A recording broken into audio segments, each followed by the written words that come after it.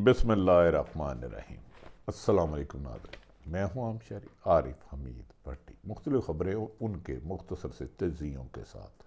नाज़रीन, एक तरफ पाकिस्तान दुनिया भर में और IMF के आगे मिन्नते तरले घुटने टेक रहा है कि खुदा के लिए हमें $1 अरब की अमदाद दे दें, जिससे हम आवाम पर बिजली का बम गिराएंगे, पेट्रोल बम गिराएंगे, गैस में और रोज़मर्रा की अशिया मंगाएंगे। दूसरी तरफ गैर मुल्की सहाफ़ियों की एक तंजीम ने दुबई में पाकिस्तान में हुक्मरान रहने वाले आला ओहदों पर अफसरान वाले एस्टेब्लिशमेंट के अफसरान रहने वालों के बारे में एक अहम इंकशाफ किया है, जिसमें 17,000 पाकिस्तानियों की दुबई में 23,000 जायदादें खरीदी हैं और किसी एक की भी मनी ट्रेल सामने नहीं आई। किसी एक की भी मनी ट्रेल सामने नहीं आई। और जिम्मेदार जराए दावा कर रहे हैं कि जिन ताकतवर शख्सियात के नाम थे इस लिस्ट में, जिन्होंने मुबैना करप्शन से या जायज़ पैसा कमाया, उनके नाम मीडिया पर दबाव की वजह से नाम पाकिस्तान में नशर ही नहीं होने दिए गए। मीडिया हाउसेस पे इतना दबाव था कि अगर आपने किसी एक का नाम दिया तो आप तो गए। और पाकिस्तान में सहाफ़ी को मारना और कीड़े मकोड़ों को मारना एक बराबर है। नाज़रीन, एक तरफ तो पाकिस्तान IMF के पास जा रहा है कि हमें 1 अरब दे दे, जिस सिलसिले में जिनके नाम सामने आए ने गए और जिनके छुपा लिए गए असल नाम वो हैं, उनकी तनख्वाहें चंद लाख हैं और अरबों की प्रॉपर्टी है। खबर को गोल मोल करके दिया गया, ना बताया गया किस शख्सियत की कितनी मालियत की किस जगह प्रॉपर्टी है। पाकिस्तान में आज़ादी सहाफत पर से तौफन आ रहा है, बदबू आ रही है, इस तरह प्रेशर डाला जा रहा है। खबर के मुताबिक जो डॉन न्यूज़ में दी गई इमरान शराजी साहब ने, और ये खबर उसमें कहा गया साबक मौजूदा सदर आसम जरदारी के 3 बच्चों की प्रॉपर्टी है। ये तो शायद सबको पता है, शहीद मोहतरमा बेनज़ीर भी रहती थी। और यह भी दावा किया गया कि साबक सदर परवेज़ मुशर्रफ की थी, वो नॉन भी डिक्लेयर था, लेकिन ये नहीं बताया। और इसके साथ साबक वज़ीर आज़म पाकिस्तान शौकत अजीज़ और 1 दर्जन से ज़्यादा रिटायर्ड फौजी, सरकारी अफसरान, सियासतदान और दीगर प्रॉपर्टी टाइकून हैं जो पाकिस्तान से अरबों रुपए के टैक्स चोरी करते हैं और वहाँ ले गए हैं। लेकिन काबिल ताज्जुब और काबिल हैरत बात है नाज़रीन, ये नाम जो मैंने गुजारिश की है, मैंने पहले भी सुने हैं, यकीनन इस क्रेडिबल खबर दी गई है। ये इसका data organise crime anchor corruption reporting project तंजीम से भी शेयर किया गया है। लेकिन ये नहीं बताया गया कि ये पैसे पाकिस्तान ताजरों ने, बिजनेसमैनों ने, सरकारी अफसरों ने, सियासतदानों ने किस तरह बाहर भिजवाए और फी मकान की, प्लाजे की, घर की, मकान की, मार्केट सेंटरों की कितनी कीमत थी। इसके मुताबिक, इस रिपोर्ट के मुताबिक दुनिया में चौथा पाकिस्तान बड़ा मुल्क है जिसके पाकिस्तानियों ने वहाँ दुबई में जाके इन्वेस्टमेंट की, वहाँ रोज़गार पैदा हुआ, वहाँ बिज़नेस किया, वहाँ इसाक डार के भी हैं, गो कि उनका इनकी फहरिस्त में नाम नहीं है। जिनका नाम दिया गया, वज़ीर दाखिला का नाम दिया गया उनके अलिया, वो कह रहे हैं मैंने तो इसको शेयर किया है। भाई, जिनके नाम नहीं दिए गए, अगर वो नाम आए, एक पुलिस अफसर है, गो कि कई अफसरान की जायदाद है। नाज़रीन, ये भी कहा जा रहा है इस दुनिया में पाकिस्तान चौथे नंबर पर है। पहले नंबर पर भारत है, UK के लोग हैं जिन्होंने नाजायज़ तरीके से वहाँ प्रॉपर्टी खरीदी थी। 23,000 पाकिस्तानियों में जो ज़्यादा खेती, इनमें बारे में बताया जा रहा है कि कुछ सेनेटर भी शामिल हैं, PTI के जो रहनुमा शेर अफजल मरवत है। लेकिन कहाँ प्रॉपर्टी, कितनी प्रॉपर्टी, सारी इंफॉर्मेशन पे सांपों ने बसेरा कर लिया है। लेकिन अब सोशल मीडिया पर कुछ नाम चल रहे हैं, लेकिन जब तक क्रेडिबल सोर्स नहीं बताते हम नहीं इनके बारे में बता सकते, क्योंकि हुकूमत नेशनल मीडिया पर चलने नहीं देती और सोशल मीडिया को दबाने के लिए हर कार्य कर लिए हैं। जबकि हुकूमत के सबसे ज़्यादा जाली सोशल मीडिया पर अकाउंट अपने हैं या सरकारी कह लें हैं, वो कौन चलाता है, क्यों चलाता है, किसके खिलाफ ट्रेंड बनाना है, ना जाने इन्होंने पाकिस्तान पे झूठ को इतना फैला दिया है कि लोग सच कहते हुए डरते हैं। शहीद अरशद शरीफ इन्हें बेनकाब करते करते दुनिया से चले गया, 16 मुकदमत कराए, उसका कातिल गिरफ्तार नहीं हुआ। मुझे यकीन है कि इस इन्वेस्टिगेशन का भी कोई हल नहीं होगा और किसी जिम्मेदार को नहीं होगी, क्योंकि पाकिस्तान में अभी वो कानून ही नहीं बना जो ताकतवर को सज़ा दे सके। हाँ, कानून है कि गरीब आदमी ने 2 किलो आटा 1 रुपया महंगा दे दिया, पकड़ लो। पाकिस्तान में अरबों और खरबों रुपए के टैक्स चोरी, करप्शन करना जायज़ है और वो प्रॉपर्टी बाहर बनाए, उन्हें कोई नहीं पूछता। लेकिन ये मनी लीक जो मनी लीक तो आ गई खबर, लेकिन क्या इसके खिलाफ कार्रवाई होगी, ये मुमकिन ही नहीं लगता। नाज़रीन, दूसरी तरफ आसफ अली जरदारी ने भी कह दिया कि मेरी प्रॉपर्टी डिलेर है, वज़ीरे दाखिला ने भी कह दिया और दीगर फैसल वाडा साहब ने भी कह दिया। तो मुझे समझ में नहीं आती, अगर ये सब कुछ लीगल है तो इनकी तफसीलात क्यों नहीं आई। कहा जा रहा है कि हुसैन नवाज साहब की है, तो भाई हुसैन नवाज साहब की तो पूरी दुनिया में प्रॉपर्टी है, जरदारी साहब की तो पूरी दुनिया में प्रॉपर्टी है।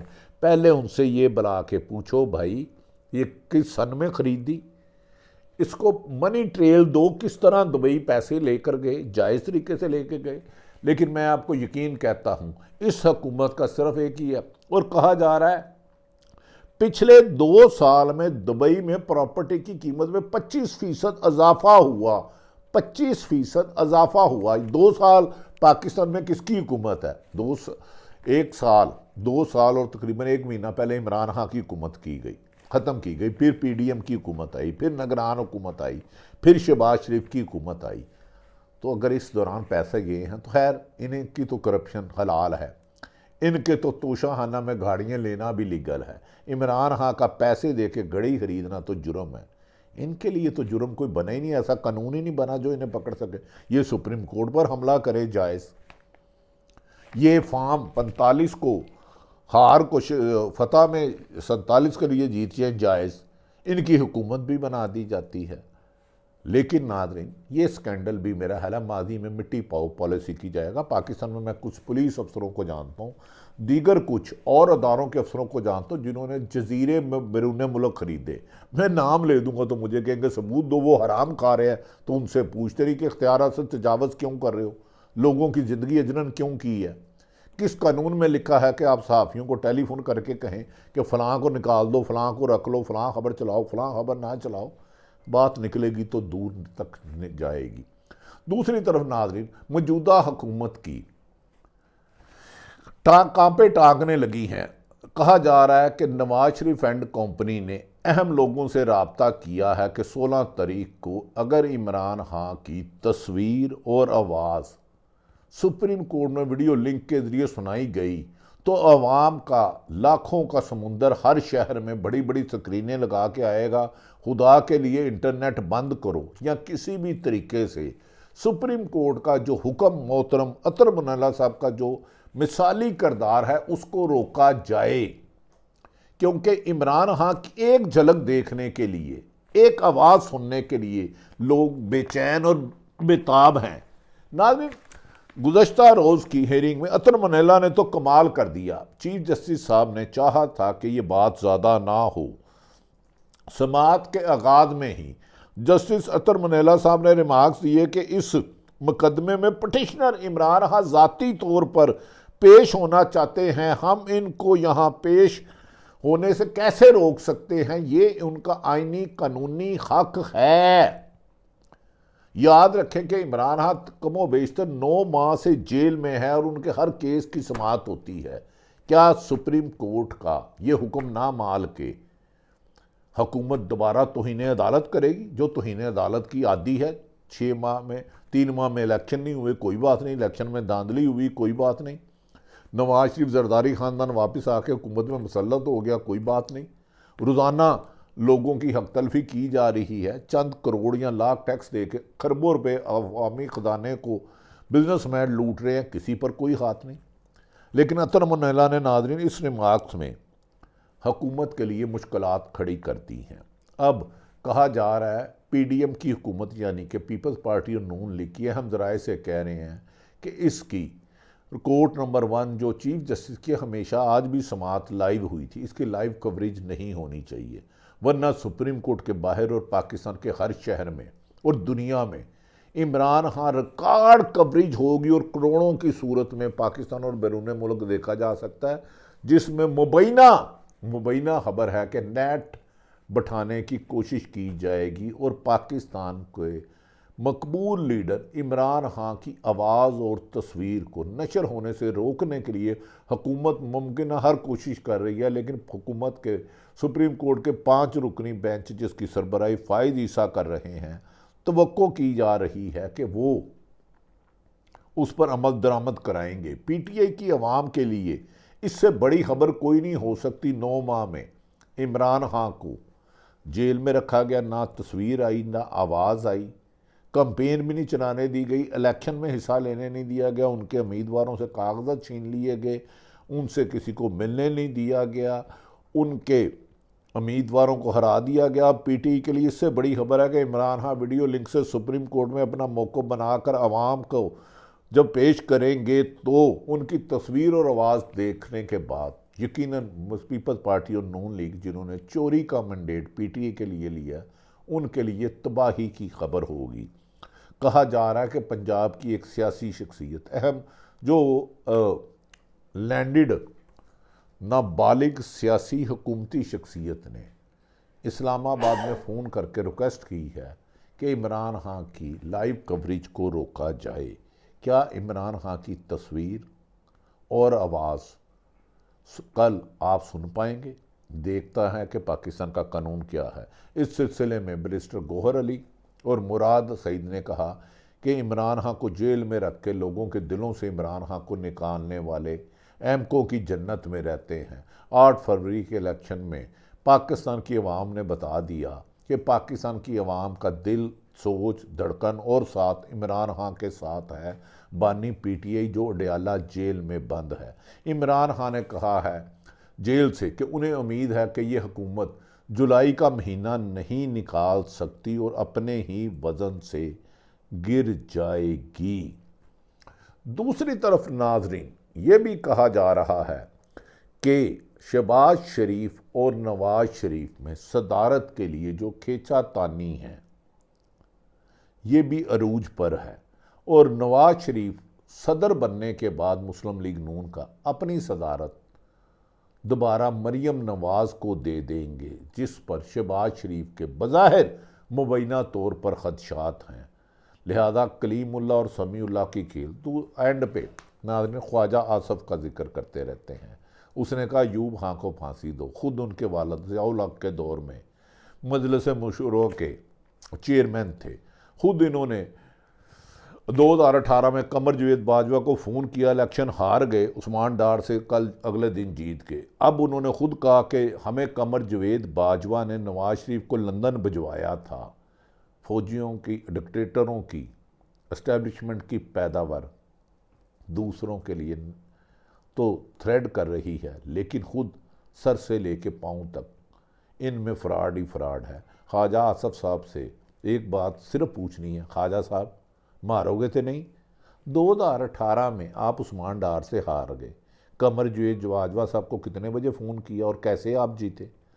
8 फरवरी 2024 को आप उस्मान डार की वालदा रेहाना डार से 50,000 वोटों से हार गए फॉर्म 45 के मुताबिक। किस तरह, किसके ज़रिए आपने रिज़ल्ट चेंज कराया? और कहा जा रहा है लाहौर में सारी सीटें हार गए थे। खुद नवाज शरीफ यास्मीन राशिद से हार गए थे।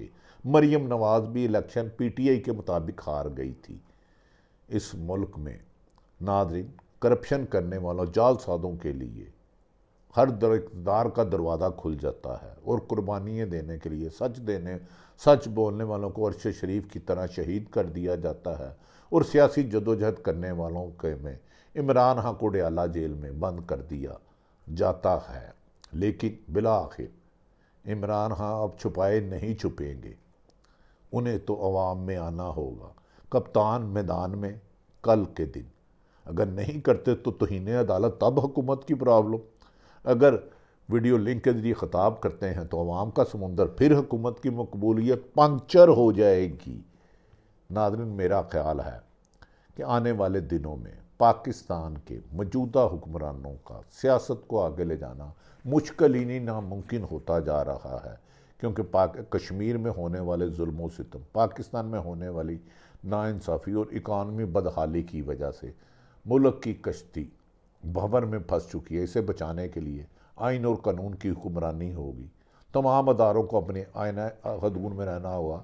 और एंड पे बाबर सत्तार को सलूट करता हूँ कि उन्होंने गुज़श्ता रोज़ पेशी में खुद को मिलने वाली धमकियों के बारे में ऐसे ऐसे राज अफशा किए कि कमाल कर दिया। हिस्ट्री में बाबर सत्तार, हिस्ट्री में जस्टिस बाबर सत्तार और जस्टिस अतर मनहेला साहब सुनहरे हरफों से आपके नाम लिखे जाएंगे, क्योंकि आपने पर्दा नशीनों को बेबर्ता किया।